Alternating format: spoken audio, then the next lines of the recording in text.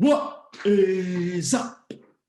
Sigman back, and season 1 is done, but we're back because basketball doesn't stop, okay? You've got the Olympics, you've got Luka trying to win the gold medal, he comes up short. You've got the NBA draft, we haven't spoke about it, but what's the most important? It's all about the dollar bill, y'all. It's all about the money, and we're going straight to free agency. I'm here with Mr. Salt Bray and some guy, House Lasku. They both like money. Who doesn't? Let's speak about the big boy moves, okay? We're going to talk about 2 teams. The first team we're going to talk about is a team that I'm very envious of, okay? It's the Los Angeles Lakers. I mean, I don't know what it feels like to be in that big of a market. I don't think anybody here does. Bray had it for a little while, but this was before he was born or when he was very young. And the lure of LeBron is back. So guys, I'm just going to break down what the Lakers have done. So the Lakers obviously got Westbrook in a trade. If you're looking at what they did in free agency, Carmelo Anthony, 1 year, 2.6 mil. Trevor Ariza, 1 year, 2.6 mil. Wayne Ellington, 1 year, 2.6 mil, all minimum.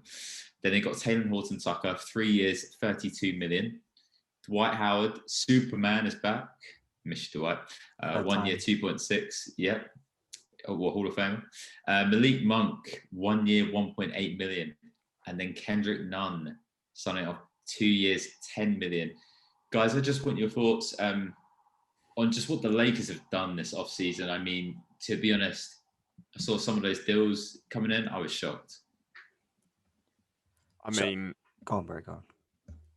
I would like the thing you've highlighted here, and we haven't even spoke about the big trade, but the most ridiculous thing to me is the guys just flocking there, ring chasing. We've seen it before. We haven't seen it like this. This is absolutely ridiculous. The ones that jump out to me, Malik Monk had a great year last year on Charlotte and could have been. He will be a real contributor on this team, and I can't believe he's gone for a minimum. Like, he could earn so much more money than that. I don't understand it. Dwight Howard is 35.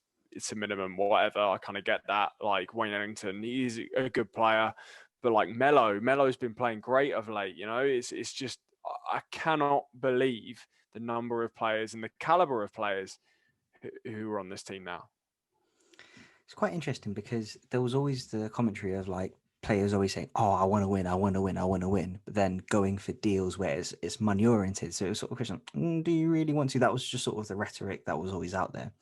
And now they actually are showing that, yeah, I do really want to win. And I remember, well, as much as I dislike Kenny Smith, I remember him telling an analogy when he was at the Kings, when he was a rookie at the Kings, and how he was saying how the Kings were just so bad, and he'll just do retail therapy or just buy things just to make himself feel better about things were going.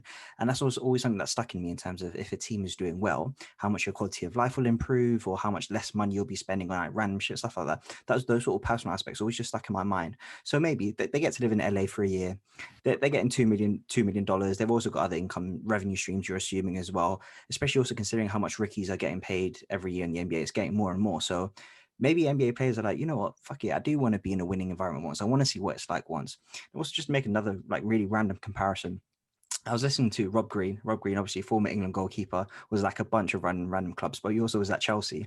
And he was on BBC Radio 5 Live or wherever the fuck it was, talking about his time at Chelsea. He's like, my 1 year in Chelsea, I learned more than most of my career as a goalkeeper, just because the way they play, just how everything's different. It's just a different culture of winning, etc., etc., etc. I had to play from the back, all that sort of stuff. And I found that really interesting as well. And maybe players are more inclined to be playing for these teams, just having a go, seeing what happens. So I found it really interesting. And maybe also because my team isn't in contention for the title this year, I sort of like it for the Lakers, and I'm a bit of a LeBron fan. I'm like, yeah, you know what, go for it. But that's just one side of it. Go on, Bray, what are you going to say?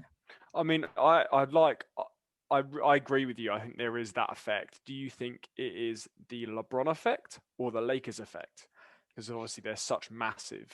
It's the LeBron effect, because I was, funny enough, actually, really good timing. This morning, I was catching up on some old podcasts. I was listening to the Jeannie Buss appearance on All the Smoke, and she was going through her timeline and whatnot. One thing I completely had no idea about was that her and Phil Jackson were in a relationship. I had no idea about that, and I had to like check myself and do some more research on it. But anyway, aside from that, she was also talking about the down period the Lakers had when there were 3 or 4 years when they just wasn't getting anyone. They had to really bang average teams, and obviously free agents weren't signing. So it's definitely the LeBron effect, because we've seen this before. James Johnson, Shane Battier. I don't know, Shane Battier was there before.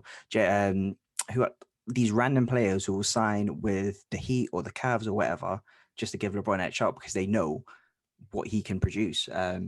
But then if we're talking look at the Cavs as well, though. Like you said it, they brought in Shaq. Antoine Jameson was a big time acquisition. A lot of money towards that Cavs team to keep LeBron on board for a left. But then talking on the floor, I was thinking about this actually, and I'm more positive than most people were. And Bray, you mentioned it from when the Westbrook trade happened.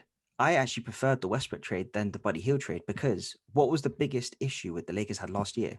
And I would argue it was health and injury rather than 3-point shooting. I would argue it's health, because AD was out for that last game, and LeBron was like, I can't be bothered with everyone else that's on this court without AD. You know what? It's insurance. Having Westbrook and LeBron is insurance for if one of them gets injured, or vice versa. If LeBron gets injured, would you really expect Buddy Hield to step into a number 2 position if someone does get injured? I like it from that perspective, in terms of I'm anticipating at least one Lakers star to be injured once we get to the playoffs. Maybe it's because of age or their injury health, but that's why I liked it more than most people. So sorry, Brago. I would have disagreed with you if we talked about it before they've made all these signings. Like if you do this, and it hamstrings your cap so much that you then have to sign like 9 guys on a minimum, which before you do it seems like an impossible task. And now is like, oh yeah, that was of course the right thing to do, because people will just come and literally leave tens of millions of dollars on the table because they get a chance to play with LeBron and go into the postseason. And now it looks like a genius move, because yes, I'd much rather have Russell Westbrook for all his flaws than I would Buddy Hield. And I followed the Kings a lot last year. So yeah, I mean. And the rhetoric around Buddy Hield is obviously he's a knockdown 3-point shooter, which is completely fair. But we've seen knockdown 3-point shooters completely flame out in the playoffs, be unplayable, and just have, again, there's always the opposite in terms of players really catching on fire in the playoffs with the 3-point shooting. But then saying that, the Bucks weren't necessarily the best 3-point shooters when it came to the playoffs. They super underperformed in terms of 3-point shooting in the playoffs. Same for the Suns. They weren't really overperforming when it came. They were better in the mid range and the 2. That was their thing. There was off it. So I found that really interesting too. Sorry, yeah, I was to say, you mentioned it. Return of the 2-pointer. It's all coming back. I mean, talk about these knockdown 3-point shooters that we've had, like Duncan Robinson, Joe Harris, who really haven't turned up in the playoffs. And I think the move is good by them. Westbrook plays really hard. He will run, and the only thing I would be concerned about is look at all the big threes. Someone has to always concede ground. Now, in the case of the big 3 in Miami, it was Chris Bosh. He basically did what they needed him to. I would say this year, in the case of the Brooklyn big 3, that James Harden actually conceded ground and did whatever he needed him to. He took less shots. He let Kyrie do Kyrie things and got all these assists, and it really thrived in that role. We didn't know he could do it. I think, for example, the big 3 that they had in Golden State, you say, okay, Clay, Steph took a step back because he was at the top, and he let KD come in and say, actually, no, I'm the man who's taking the last shot now. And that was Steph. He was the MVP, So I'd be interested to see. Westbrook is not known for giving ground. Yeah. And how could you ask LeBron James or Anthony Davis to give something up? It's going to be really interesting to see the dynamic, and I do not know what is going to happen. I'm so looking forward to it. It's just so annoying they're in fucking West Coast time. But yeah, sorry, Alex, were you going to say something? 10 minutes is up. I would just like to say as well, the last point on this about saving money. I watched a really interesting video with Jason Tatum, how he saved all his money in his rookie year from his contract, or his first big max contract, and literally just used all his endorsement money. Very cool. That's awesome. But he is an old man. He's got like he came into the league with kids. He's not hanging out with a rookie. He had a kid.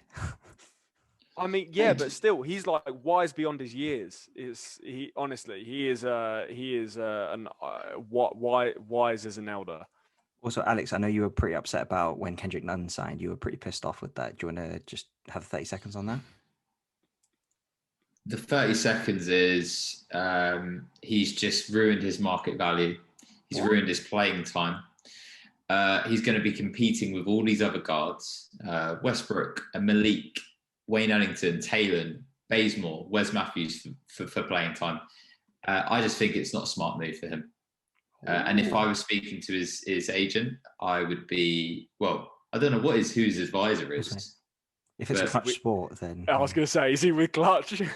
Probably is. You know, I'm surprised Ben Simmons might be signing a minimum with the Lakers soon. We'll leave that for something else. We'll cut it from here. We'll cut it from here, guys. He's not with Clutch, but.